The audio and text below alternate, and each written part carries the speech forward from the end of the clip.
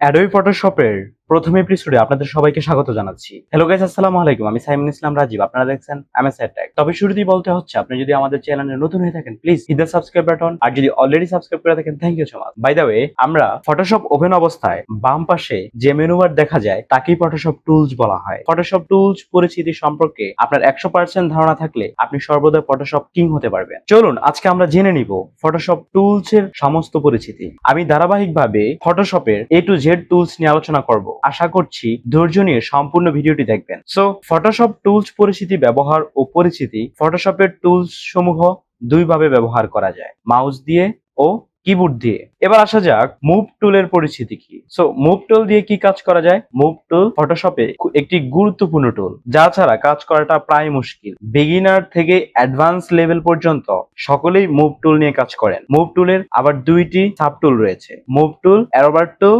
So move tool ফটোশপে যত ধরনের layer আছে সব ধরনের লেয়ারে নাড়াচাড়া করতে এই মুভ টুল ব্যবহৃত হয়। ফটোশপের জন্য সবচেয়ে বেশি প্রয়োজনীয় টুল এটি।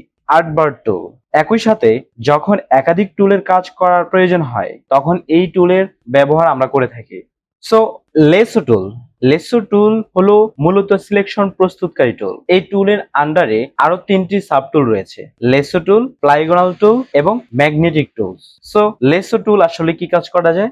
লেসো টুল দিয়ে এক প্রান্ত থেকে মাউস চেপে ধরে অন্য প্রান্তে ছেড়ে দিলে যতটুকু জায়গা নিয়ে আপনি কার্সর ঘোরাচ্ছেন সবটুকু জায়গা একসাথে সিলেক্ট হবে। এই টুল দিয়ে কাজ করার সময় কোনো অ্যাঙ্কর পয়েন্ট তৈরি হয় না। প্লাইগোনাল লেসো টুল। যারা বেসিক লেভেলে আছেন, কোনো ছবি এডিট করতে এই টুলটা সাধারণত বেশি ব্যবহার করে থাকেন।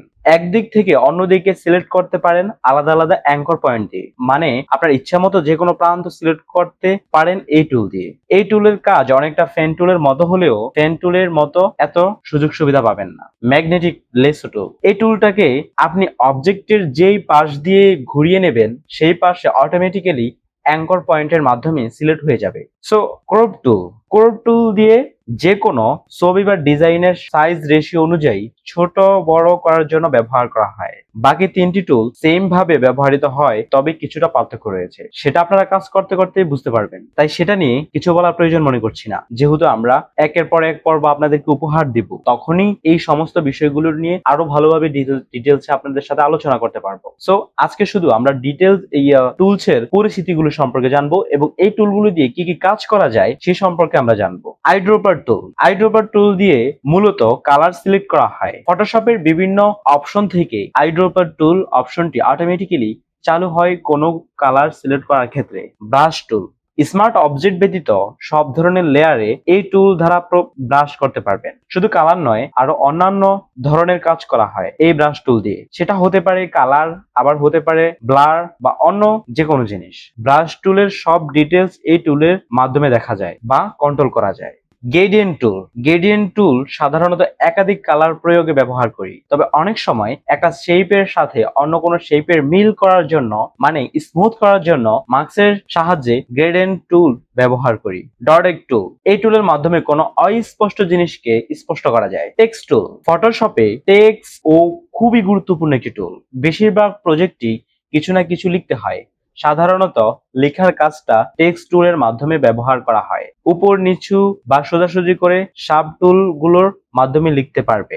রেক্ট্যাঙ্গেল টুল। সাধারণত ফটোশপে কোনো আর্ট তৈরি করার জন্য এই টুলটি ব্যবহার সবচেয়ে বেশি। এই টুল ব্যবহারের খুবই সহজ। এই টুল ব্যবহার করা খুবই সহজ। আপনার ইচ্ছা মতো সেভ সিলেক্ট করার মাউসে ড্রাগ করলেই ডিজাইনটি চলে আসবে। Selection tool. এই টুলের মাধ্যমে সরাসরি যে কোনো অংশ সিলেকশন তৈরি করতে পারবেন। এখন সিলেকশন তৈরি হওয়ার পর সেটিকে আপনার ইচ্ছা মতো কপি বা কাট করতে পারবেন। Object selection tool. যে কোনো একটি অবজেক্টকে সিলেক্ট করার জন্য অবজেক্ট সিলেকশন টুল দ্বারা ক্লিক করলেই অটোমেটিক্যালি সিলেক্ট হয়ে যাবে। Quick selection tool. এই টুলের মাধ্যমে যে কোনো অবজেক্টকে খুব দ্রুত সিলেক্ট করতে পারবেন এবং কিবোর্ড থেকে অল্ট বাটনের মাধ্যমে একাধিক অংশকে একসাথে সিলেক্ট করতে পারবেন। Magic selection tool. এই ধরনের অবজেক্টকে এক ক্লিক সিলেক্ট করে ফেলতে পারবেন এই টুলের মাধ্যমে। Magic selection tool. একই ধরনের অবজেক্টকে এক ক্লিকে সিলেক্ট করে ফেলতে পারবেন এই টুলের মাধ্যমে। স্পট রিমুভার টুল। কোন একটি সিলেকশন অংশ থেকে যখন যে কোনো ধরনের স্পট রিমুভ করার জন্য সাধারণত এই টুলটি ব্যবহার করা হয়। ফর এক্সাম্পল, যখন আপনি কোনো ছবি এডিট করতে যাবেন তখন সেই ছবির ফেজের কোনো স্পট থাকলে সেই টুল দিয়ে সহজেই সেই স্পটটি রিমুভ করে ফেলতে পারবেন। এছাড়াও এই টুলের আন্ডারে যেসব টুলগুলো রয়েছে সেগুলো দ্বারাও একাধিক সুবিধা পাওয়া যাবে। ক্লোন স্ট্যাম্প টুল। ক্লোন শব্দের অর্থ যেমন কপি করা, তেমনি ফটোশপে ক্লোন স্টেপ টুলের কাজ যে কোনো অংশে হুবহু কপি করা বা নকল করা। এই টুল দিয়ে আপনি যে কোনো অংশকে কপি করতে পারবেন। ইরেজার টুল, ব্যাকগ্রাউন্ড বা লেয়ারের অন্য যে কোনো অংশে মুছে ফেলার জন্য এই টুল ব্যবহার করা হয়। ব্রাশ টুল, কোনো ছবিতে বা অন্য অংশে ব্লার ইফেক্ট তৈরি করার জন্য এই দুইটি সাধারণত ব্যবহার করা হয়। এই টুলটির আন্ডারে আরো দুইটি টুল সাব টুল রয়েছে যেগুলো দিয়ে আরো একাধিক সুবিধা পাওয়া যায়। ফ্যান টুল, গ্রাফিক্স ডিজাইন করতে হলে, শিখতে হলে, জানতে হলে ফ্যান টুলের কোনো বিকল্প নেই। ফটোশপ দিয়ে যারা গ্রাফিক্স ডিজাইন করে থাকেন তারা সবচেয়ে বেশি ব্যবহার করে থাকেন এই ফ্যান টুল। ফ্যান টুলের সাহায্যে মূলত সিলেকশন ডিজাইন করা যায় সেটা পার্ট বা শেপের মাধ্যমে। পার্ট সিলেকশন টুল, যে কোনো পাথকে পরবর্তী এডিট করার জন্য, স্থানান্তরিত করার জন্য এই টুল ব্যবহার করা হয়ে থাকে। এই টুলের মাধ্যমে টুল বক্স এডিট করার জন্য, মানে আপনি চাইলে কোন অপশন এখানে শো করাতে পারেন অথবা এখান থেকে বাদও দিতে পারেন। সো এই ছিল আমাদের আজকের ভিডিও। আশা করি ভিডিও আপনাদের ভালো লেগেছে। আর যদি ভালো লেগেই থাকে ভিডিওতে লাইক দিবেন, কমেন্ট করে জানাবেন কেমন লাগলো, আর আপনার ফ্রেন্ডদের সাথে শেয়ার করতে একদমই ভুলবেন না, আর আমাদের চ্যানেলে সাবস্ক্রাইব করা। সো আজ আমি যাচ্ছি, দেখাবো অন্য কোনো ভিডিওতে। টিল দেন টাটা, আসসালামু আলাইকুম।